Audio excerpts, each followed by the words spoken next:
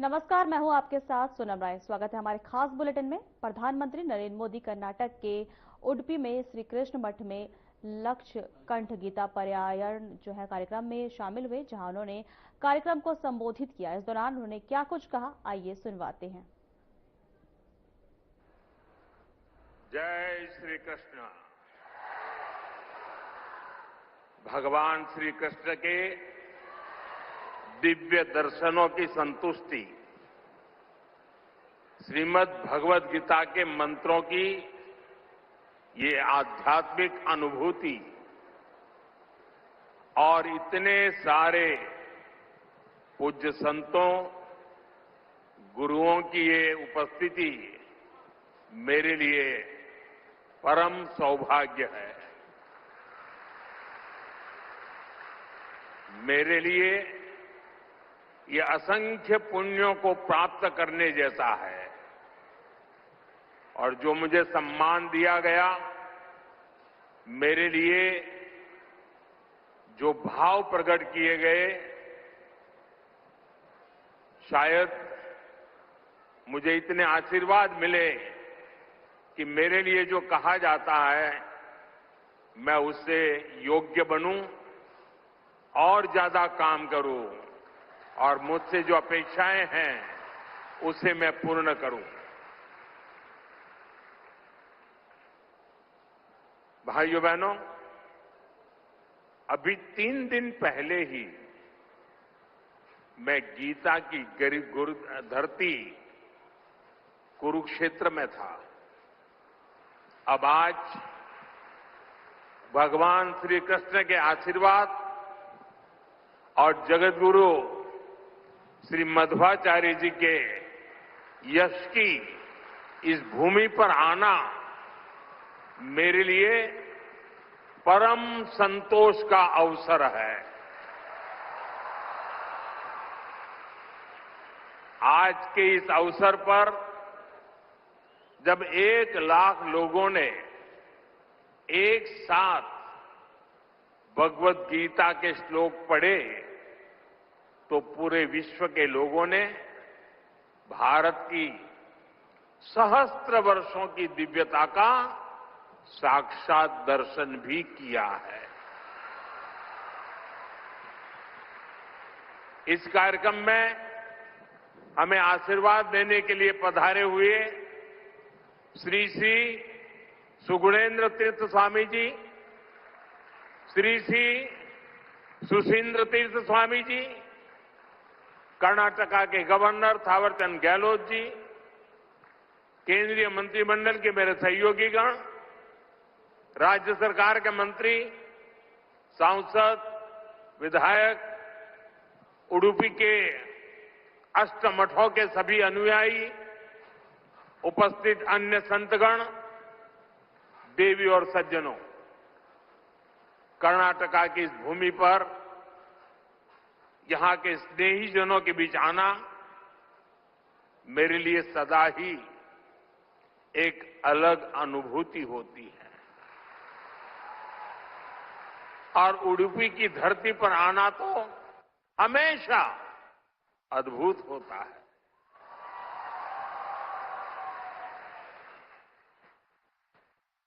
मेरा जन्म गुजरात में हुआ और गुजरात और उडुपी के बीच एक गहरा और विशेष संबंध रहा है।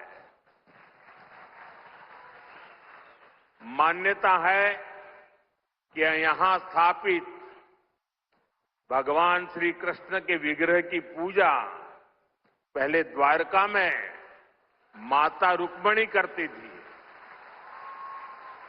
बाद में जगत गुरु श्री मध्वाचार्य जी ने इस प्रतिमा को यहां प्रस्थापित किया। और आप तो जानते हैं, अभी पिछले ही वर्ष मैं समुद्र के भीतर श्री द्वारका जी का दर्शन करने गया था। वहां से भी आशीर्वाद ले आया। आप खुद समझ सकते हैं कि मुझे इस प्रतिमा के दर्शन करके क्या अनुभूति हुई होगी। इस दर्शन ने मुझे एक आत्मीय आध्यात्मिक आनंद दिया है। साथियों, उडुपी आना मेरे लिए एक और वजह से विशेष होता है। उडुपी जनसंघ और भारतीय जनता पार्टी के सुशासन की मॉडल की कर्मभूमि रही है। 1968 में उडुपी के लोगों ने जनसंघ के हमारे वीएस आचार्य जी को यहां की नगरपालिका परिषद में विजयी बनाया था और इसके साथ ही उडुपी ने एक नए गवर्नेंस मॉडल की नींव भी रखी थी। आज हम स्वच्छता के जिस अभियान को राष्ट्रीय रूप देख रहे हैं, उसे उडुपी ने 5 दशक पहले अपनाया था।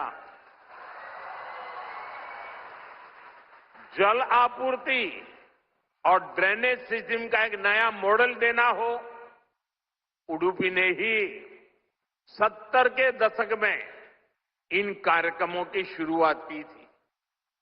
आज ये अभियान देश के राष्ट्रीय विकास का राष्ट्रीय प्राथमिकता का हिस्सा बनकर हमारा मार्गदर्शन कर रहा है। साथियों, रामचरितमानस में लिखा है, कलिजुग केवल हरिगुण गाहा, गावत नर पावही भवथाहा। अर्थात कलयुग में केवल भगवत नाम और लीला का कीर्तन ही परम साधन है। उसके गायन कीर्तन से भव सागर से मुक्ति हो जाती है।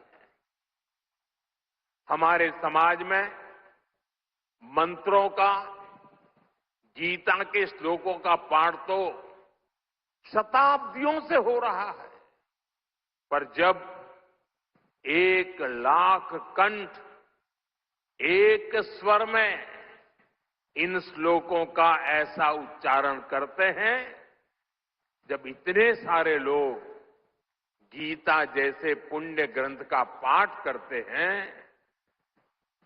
जब ऐसे दैवीय शब्द एक स्थान पर एक साथ गूंजते हैं, तो एक ऐसी ऊर्जा निकलती है जो हमारे मन को, हमारे मस्तिष्क को एक नया स्पंदन, एक नई शक्ति देती है।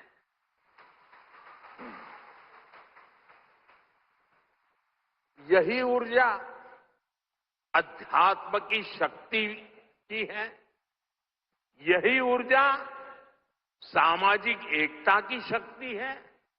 इसलिए आज लक्ष्य कंठ गीता का ये अवसर एक विशाल ऊर्जा पिंड को अनुभव करने का अवसर बन गया है। ये विश्व को सामूहिक चेतना,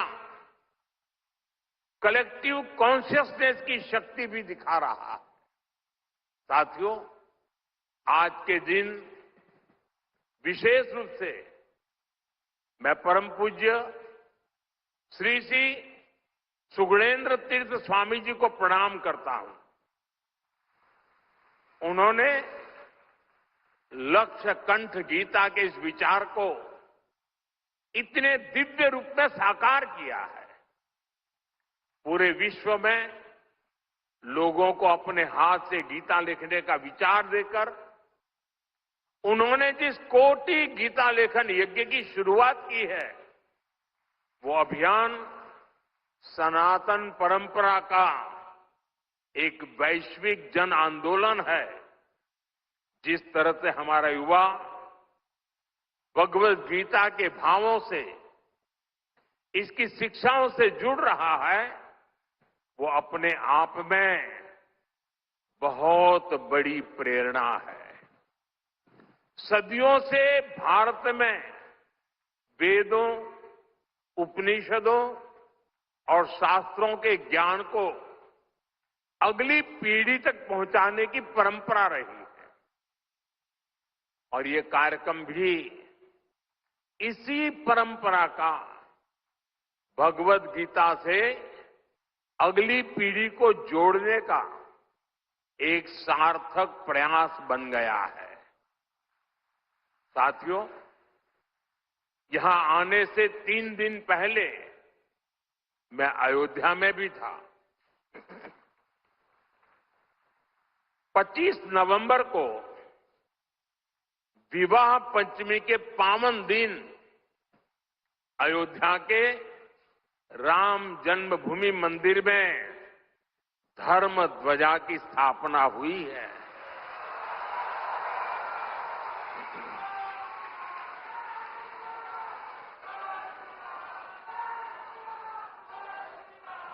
अयोध्या से उडुपी तक असंख्य राम भक्त इस दिव्यतम और भव्यतम उत्सव के साक्षी बने हैं।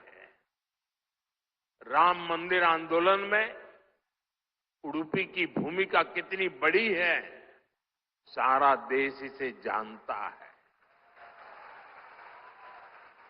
परम पूज्य स्वर्गीय विश्वेश तीर्थ स्वामी जी ने वक्त चले छोटे से ब्रेक का।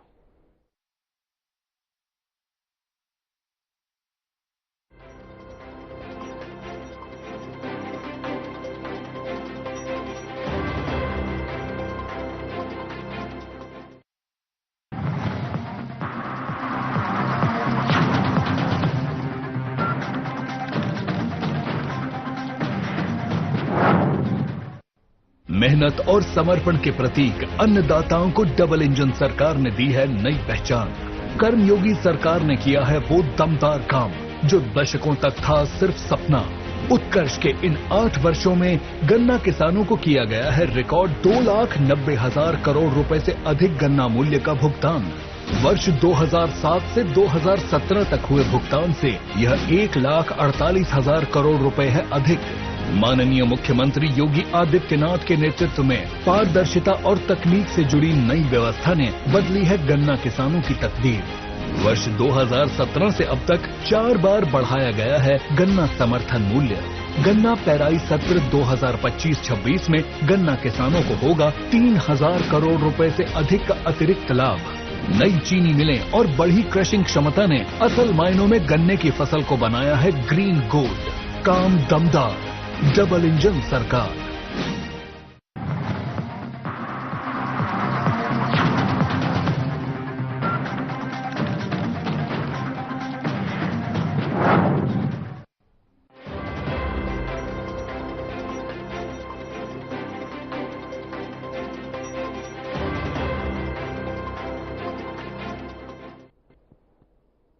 ब्रेक के बाद आपका स्वागत है। राष्ट्रपति द्रौपदी मुर्मू ने ब्रह्मा कुमारी जी के वार्षिक थीम 2025-2026 विश्व एकता और भरोसे के लिए ध्यान के समारोह का शुभारंभ किया। इस समारोह में राज्यपाल आनंदीबेन पटेल और मुख्यमंत्री योगी आदित्यनाथ ने शिरकत की।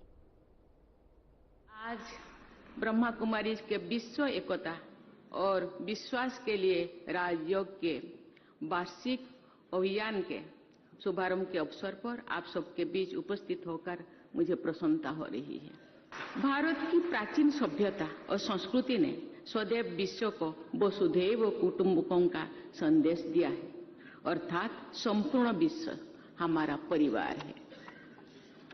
आज जो विश्व कई चुनौतियों का सामना कर रहा है, तब ये विचार और अधिक प्रासंगिक बन गया है। मुझे विश्वास है कि इस महान संकल्प को सिद्ध करने के लिए इस अभियान का प्रभावी योगदान रहेगा। मैं इस अभियान के शुभारंभ के लिए ब्रह्मा कुमारीज परिवार के सभी सदस्यों को बहुत बहुत बधाई देती हूँ।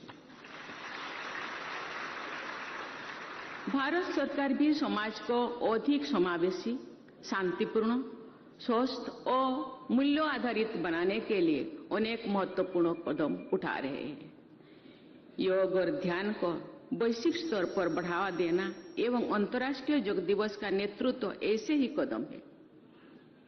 राष्ट्रीय शिक्षा नीति में मूल्यों आधारित शिक्षा, जीवन कौशल और मानवाध्यात्मिक सुदृढ़ कार्य समावेशी भी इसका एक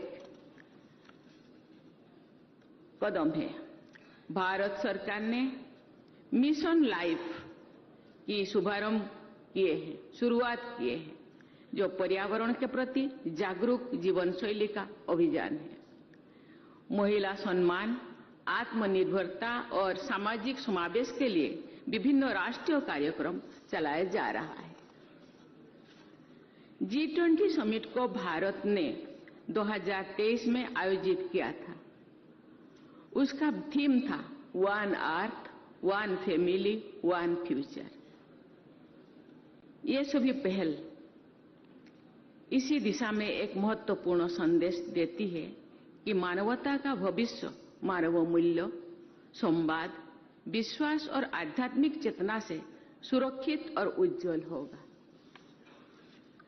आधुनिक समय में विज्ञान और टेक्निक के बल पर मानवता में अभूतपूर्व प्रगति की है।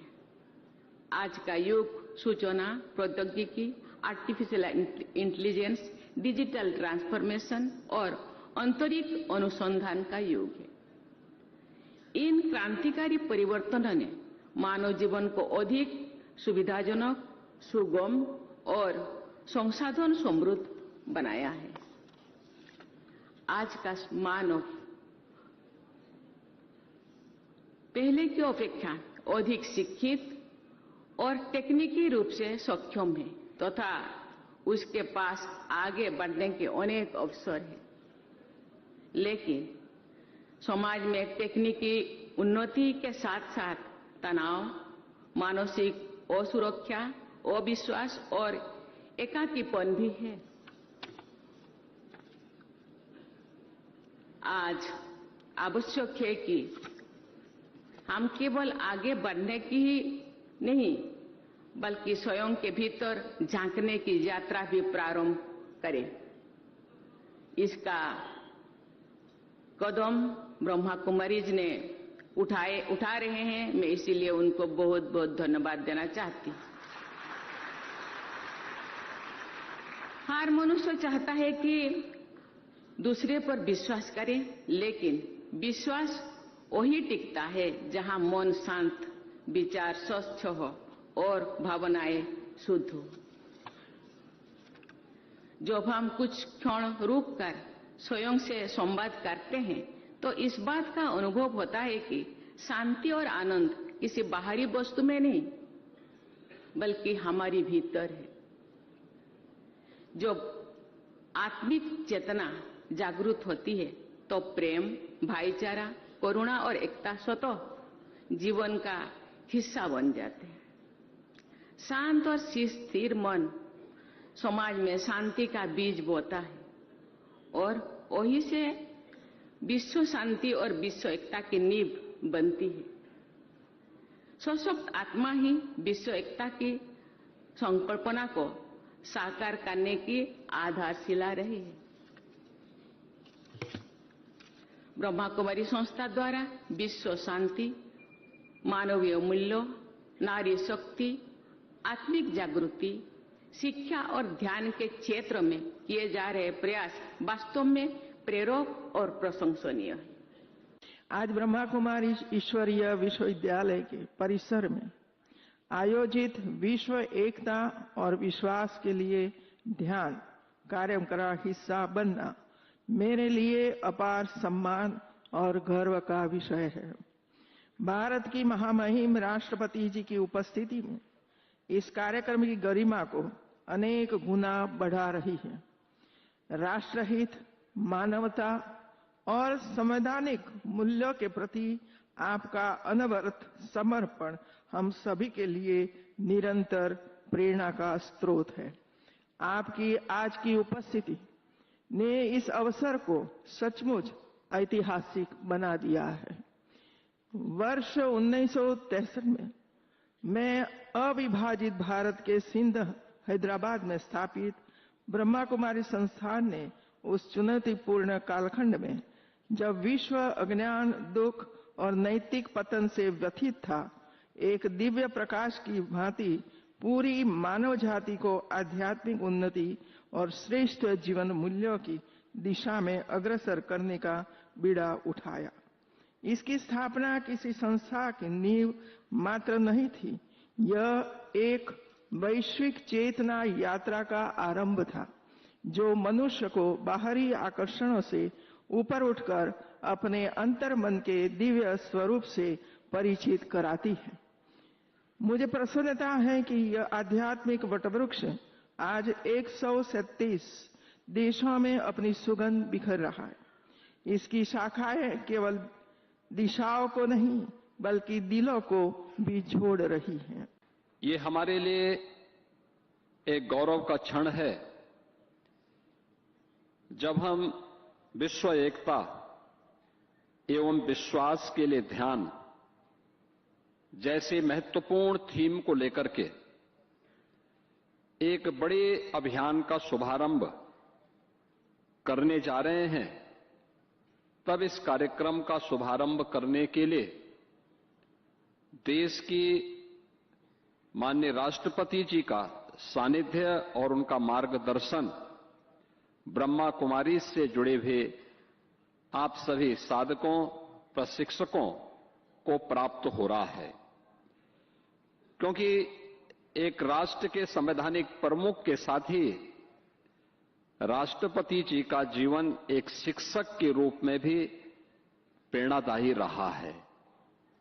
आपने देखा होगा कि उन्होंने एक शिक्षक के रूप में अपने जीवन को आगे बढ़ाया,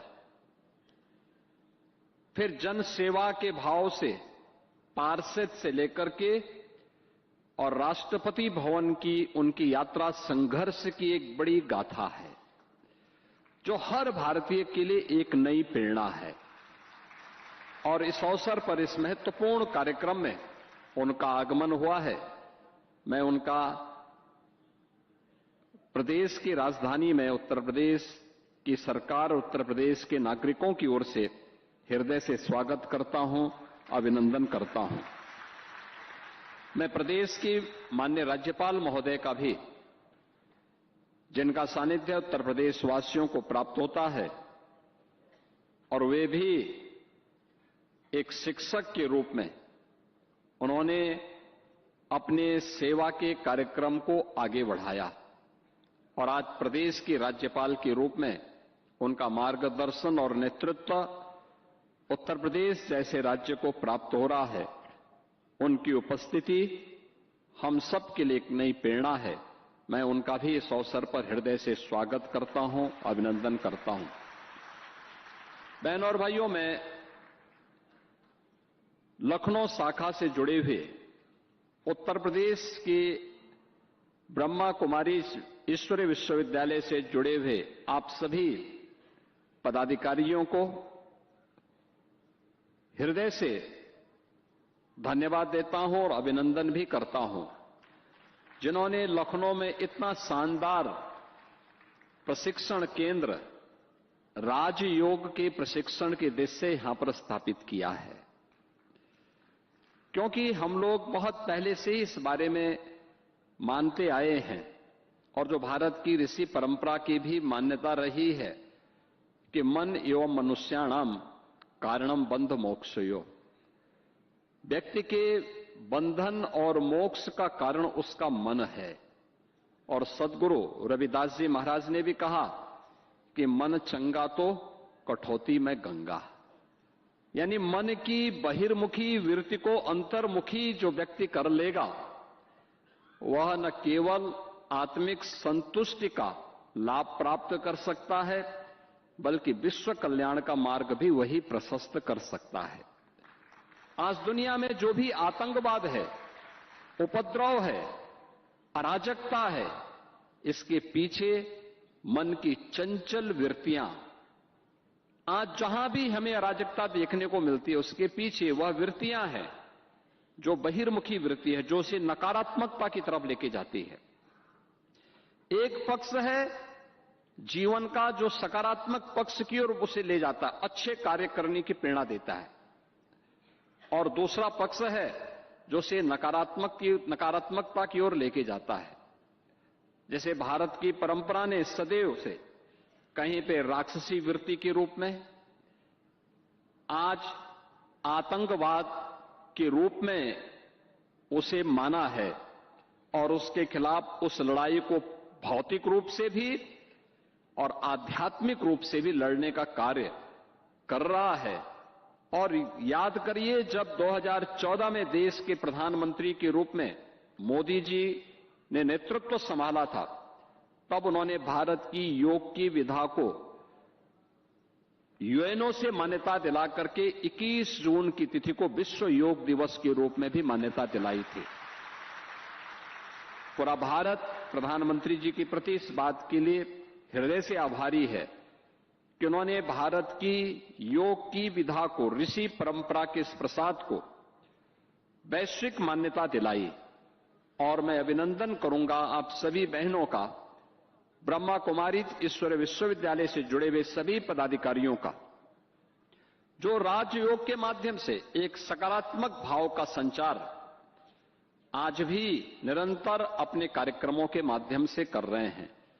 और आपका ये शानदार केंद्र बनकर के तैयार हो चुका है, लगभग हो चुका है। मेरा ये मानना है कि यह केवल लखनऊ के लिए नहीं बल्कि उत्तर प्रदेश का एक उत्तम प्रशिक्षण का केंद्र बन सकता है, जहां से 1 दिन के लिए, 3 दिन के लिए और साप्ताहिक प्रशिक्षण के इस कार्यक्रम के साथ बड़ी मात्रा में समाज को जोड़ने का एक माध्यम हम सबको प्राप्त होगा। मैं इसके लिए आपको बधाई देता हूं। आदरणीय राष्ट्रपति जी का, आदरणीय राज्यपाल महोदय का हृदय से अभिनंदन करता हूं, स्वागत करता हूं और उनका मार्गदर्शन निश्चित ही इस थीम को वर्ष भर प्रदेश के अंदर, देश के अंदर और दुनिया के अंदर ले जाने में ब्रह्मा कुमारी सफल होंगे। इस विश्वास के साथ आपके इस पूरे कार्यक्रम के प्रति अपनी शुभकामनाएं भी देता हूं। धन्यवाद। जय हिंद। फिलहाल हमारे खास कार्यक्रम में इतना ही। नमस्कार।